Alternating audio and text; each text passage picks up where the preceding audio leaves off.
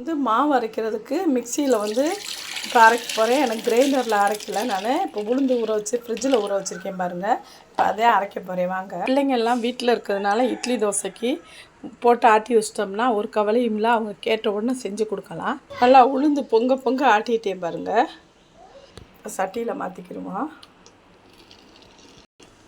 அதுக்குள்ளே சோறு வெந்துருச்சு பாருங்கள். சோத்தை வடித்து விட்டுருவோம். இப்போ சோறு வடித்தாச்சு பாருங்கள். வடித்த சோறு சாப்பிட்டா தான் எப்பயுமே உடம்புக்கு நல்லது. குக்கர் சோறு சாப்பிடக்கூடாது. அரிசியும் போட்டு இப்போ ஆட்டிக்கிடுவோம். சோறு பருப்பக்கட்டு வெந்துருச்சு. இப்போ மாவு ஆட்டிக்கிடுவோம். இப்போ அரிசியும் ஆட்டியாச்சு பாருங்கள்.